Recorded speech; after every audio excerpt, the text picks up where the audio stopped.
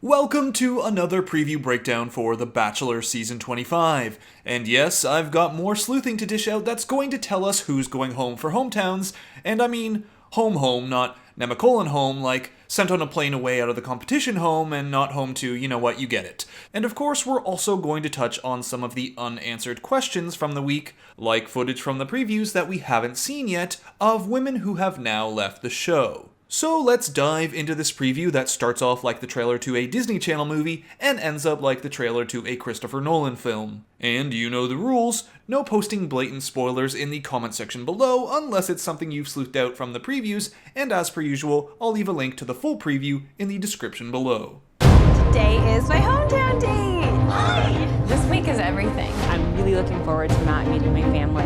It's a really big step. So it's that time of the season where the tables get turned on the lead and we start to see how well they fit into the lives and families of their final four. And you may be asking, how is this all set up with the Bachelor bubble? Well, if it's like last season, I was told that many families were already brought in and were quarantining before reaching the final four, including families of contestants who were eliminated before this point. Meaning, for example, Abigail's family was likely there but never got their hometown date. Either way, Matt's going to be trying to make a good first impression, as we see in these first two hometown dates that he's brought gifts for the family. Bree's family gets a giant stuffed bunny, and Serena's gets a small plant. My family's opinion means a lot. I want them to ask the hard questions. It's so important to get that stamp of approval. And here we get the other two hometown dates, and note that these are just the evening portions. There will also be day portions to these dates with just the two of them. I imagine these are going to be something along the lines of what went down last season of The Bachelorette, where the remaining women will be tasked with preparing some sort of date that represents what it would be like if they were actually headed to their hometown. I've never seen Rachael in love, so I'm not quite sure what that looks like. I have these moments where it is terrifying. Does it seem too fast for you? I haven't told him how I feel about him. And here we're getting a very typical sort of preview edit before hometowns. When the family gets added to the equation, things get thrown off balance, and can these relationships survive the grilling to come? And there's more of that ahead right here. You have to protect yourself. To me, you don't seem smitten.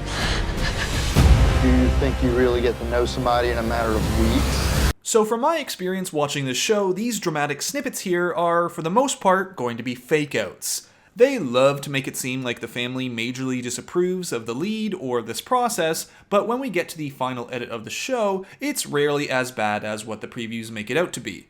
Or if there is a family member that's really questioning everything, by the end of the night they say something like, well, I trust insert family member name here, so if this is what they want, then I approve. Now I say it's rarely as bad as some of these previews make it out to be, but sometimes it actually is a disaster. You're supposed to meet my family tonight, and you decided that what Marissa told you was more important than meeting my entire family. Excuse me? I literally Excuse you, what? And of course, with all the controversy surrounding Rachael, it's going to be very telling how ABC wants to handle this all based on the kind of edit that Rachael receives for this hometown date.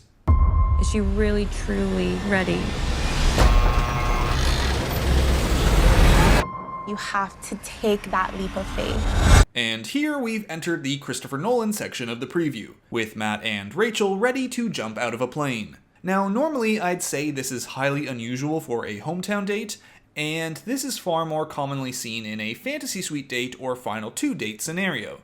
But up ahead, there's strong enough evidence to say that this is, in fact, what Rachel's going to be doing for her hometown date with Matt that she'll be leading. Let's get to that now. There's gonna be hard times in a relationship. I have this pit in my stomach. It just feels so soon. I could get my heart broken.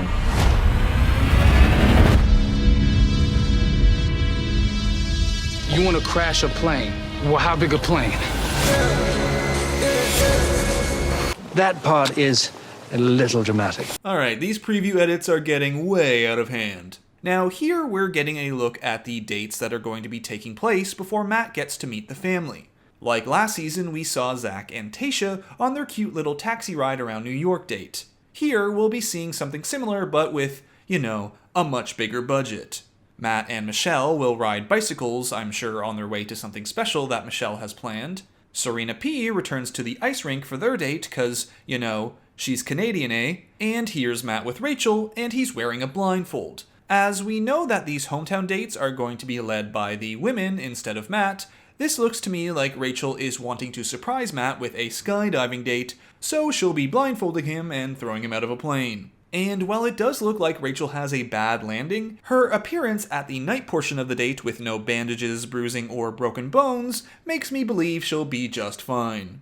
The end of the preview, however, will try to make it look as dramatic as possible. Everything that I was working towards is starting to crumble. And this is where the preview ends. But as we talked about before, Rachael is going to be just fine. So let's now talk about the final four and if there's anything that might indicate who is going home. Which there is. Now, sometimes sleuthing can be fancy and exciting, like the time we were able to figure out Ivan got a hometown date by matching the tattoos in this shot to those of his brothers. But on the other hand, sometimes sleuthing is simply a boring math game. And this is one of those more boring situations, where by simple process of elimination, we can figure out exactly who's getting a rose this upcoming week and who's not. All we have to do is look at the season preview footage and we get everything we need. Think about this. There are only 3 spots for Fantasy Suite Week, and of course, typically, only 3 women can get in. So, let's fill in those slots. Number 1 is Bree. We know Bree is going to be getting a fantasy suite because, well, we have this footage of her in a fantasy suite situation with Matt. Therefore, Bree makes it past hometowns, 1 slot filled. Number 2, Michelle. We have 2 shots of Michelle from the previews yet to be seen. First is both her and Matt in a pool here, and then this bit of footage where her and Matt are bathing each other in milk, cause you know, why not? And if this milk thing is a pre-hometown date, that would be extremely weird, cause no one wants to show up on their first meeting with the family smelling like warm milk. Michelle will be making it to Fantasy Suite Week, that's a 2nd spot filled. Which leaves number 3, Rachael. Even with all the controversy going on with Rachael and what that might insinuate, all we need to know which tells us she makes it past hometown week is this section of footage where Rachael is wearing this. Obviously a different outfit from her hometown date, not to mention a different setting. So by simple process of elimination, that leaves Serena P, who after this episode seems to have no footage left. So there you have it. No fancy find, no cool catch from the previews, just a simple math game. Serena P will be eliminated next week at the Final Four.